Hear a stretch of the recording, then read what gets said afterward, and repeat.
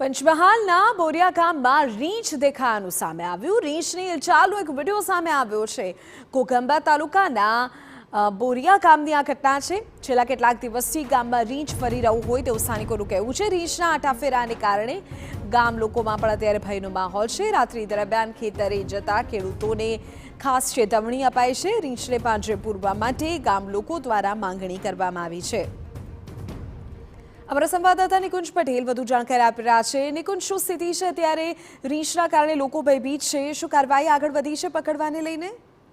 હા, ચોક્કસથી ઘોઘંબા તાલુકાનું જે બોરિયા ગામ છે ત્યાં છેલ્લા કેટલાક દિવસથી ગામમાં રીંછ ફરતું હોવાના જે મેસેજ હતા તે ફરતા થયા હતા અને આ સમગ્ર મામલે ગામજનો ભયભીત હતા। એ તમામ સંજોગોની વચ્ચે સીસીટીવી સામે આવ્યા છે। આ ગામમાં જે એક દુકાન છે તેના સીસીટીવીની અંદર રીંછ જે છે તે ગામમાં ફરતું હોવાના દ્રશ્યો કેદ થયા છે। સમગ્ર મામલાને લઈને વન વિભાગ દ્વારા હાલ આ રીંછને પાંજરે પૂરવા માટેની કાર્યવાહી હાથ ધરવામાં આવનાર છે। તો સાથે સાથે ખેડૂતોને પણ ચેતવણી આપવામાં આવેલી છે કે રાત્રિના સમય દરમિયાન તેઓ સાવચેતીના પગલાં લઈ અને પોતાના ખેતરમાં જરૂર હોય તો જ અવર જવર કરે।